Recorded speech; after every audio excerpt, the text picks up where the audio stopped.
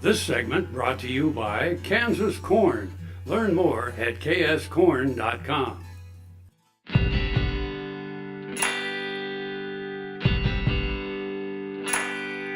Well, hello everybody. This is Barrett Simon with the Post Rock Extension District, and we're fixing to go to grass in many parts of Kansas. And after what a tough winter and an even tougher calving season, is in an exciting day out here with the sun shining, and you can see some green grass starting to poke through to get back to some of those good days where it's kind of fun to raise livestock. But with that, we do want to take a few minutes here today to just visit about some considerations when going to grass. And you know, one of the main things with that is kind of bridging the nutrient gap. And I know it can be, as I mentioned, really exciting. We're ready to get those pairs, spring pairs, out of the lots and get them out on here, but it's not always a cure-all, and especially on pastures that have potentially been burned and are just starting to poke back through, we do have a little bit of a nutrient gap compared to what the forage base can supply and what our brood cows require, and namely from an energy standpoint. We know that young, lush, green forage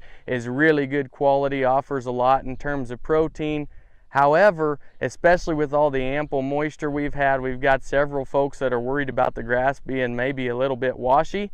And as it's young and growing, there's not a lot of it, and it doesn't produce a lot of tonnage. And so while it may be pretty high quality, we do need to maybe consider still supplementing to help meet those cows' demands from an energy standpoint and from a dry matter standpoint. And as we look at, you know, just your common 1,300-pound cow, if she's out and consuming 2.5% of her body weight on a dry basis, she's going to eat roughly about 33 pounds. Well, on a high moisture forage or a lush green grass that's maybe 40% water or better, we're going to ask her to go and graze 55 pounds of grass at that time. And for those of you that have had cows locked up in the winter or had to feed them in the past, you know that they can sure eat a lot.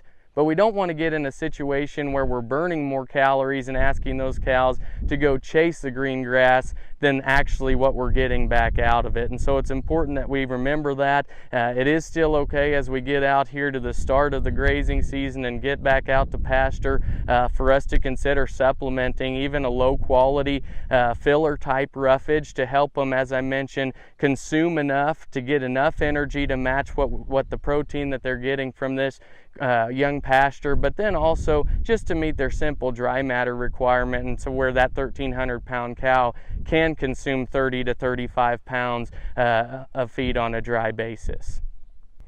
So we know that if we don't supplement or we don't have enough of a forage base out here, we're going to restrict that energy a little bit, and it all relates back to body condition scoring and ultimately our goal as we turn bulls out here in just a few short weeks of having those cows in an appropriate condition so that they can go out and breed up and wean a heavy calf again.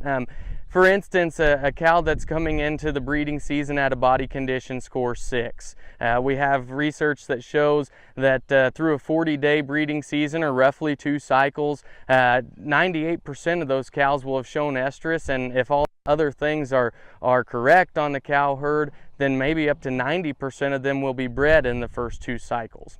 On the flip side of that, if we take a female that's in a BCS 4, we're looking at maybe only 50 to 60% of those cows cycling, with a much lower 40 to 45% of those cows being bred through the first 40 days. And while I know many producers in Kansas are extending their breeding season on up to 60 days and sometimes longer, so you will pick up a few more pregnancies from that, it's important to note that those cattle are not only going to still have some that then get behind from a breeding standpoint, but you're also going to have a calf crop that's not quite as uniform, and you're going to give up some pounds at weaning. And so it is important as we consider those things to realize that restricting energy even enough to just affect us one body condition score per 100 cows, that's about 25 pregnancies. And so again, by helping and supplementing those cows and ensuring that we're going into the breeding season as close to a body condition score of 5.5 or 6, then we're going to have much better results, and again, later in the production cycle kind of reap those benefits. Some other considerations as we turn out to this green forage base and start thinking about that breeding season are things like, if that grass is a little washier or higher percent moisture, what does that do to the nutrients that it itself offers? Well, it dilutes them. And so especially from a magnesium standpoint, we can get ourselves into trouble with grass tetany or milk fever as it's commonly referred to. And there's a few things that we can do to protect ourselves against that as well. And this will commonly affect older cows or your short and solid mouth type cows because the cow herd does have the ability to produce and mobilize magnesium from their skeletal system. However, your older cows aren't going to be able to mobilize as much magnesium, and so they're going to rely on a greater percentage of that being from the forage that they consume. And so with that, on a washier type grass, or grass that's a little bit more diluted in terms of magnesium and other nutrients as well, we can run into that on our running age females. And so I would encourage everybody to get with your nutrition rep or nutritionist and have that conversation about potentially putting out a high mag type mineral here leading into the late spring, early summer and breeding season, and see if that can help your operation to a degree. Similar to how getting cows out on grass wasn't a cure-all for everything we've faced so far this year, putting out that type of product isn't a cure-all in this instance either.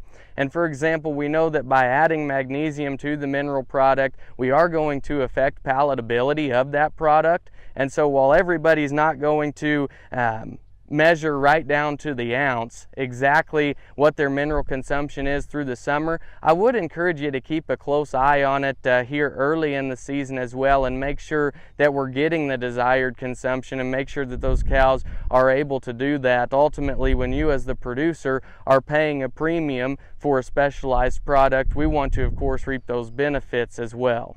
But I'd encourage you to make sure that we're just being stewards of the land and to make sure that we're stocking these pastures appropriately and kind of following the take half, leave half approach, if you will, and remembering that there is a trampling effect that takes place, but ultimately if we can get those cattle off with about 50% of our forage base still intact, we're going to have much more ground cover, we're going to be taking much better care of the root system, and ultimately setting ourselves up for success in future grazing seasons, as that'll allow this rangeland to kind of regenerate, produce more forage again next year, and we won't stress it out quite as much by taking it too far or too close to the ground. And the other side of that too is by leaving a little extra fuel, it'll allow for you to capitalize on some prescribed burning things. For those of you that like to burn or are thinking about utilizing prescribed fire, we want to make sure that we have plenty of fuel available. And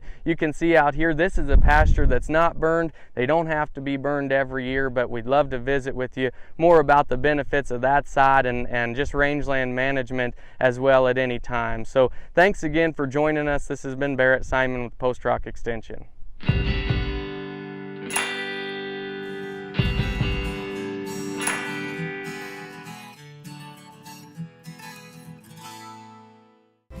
Kim Mannering with Hardy Insurance. Today we will talk about umbrella coverage. Did you know that if your cattle get out, you could be held liable for that? Call me, let's have a discussion. 316-945-6733.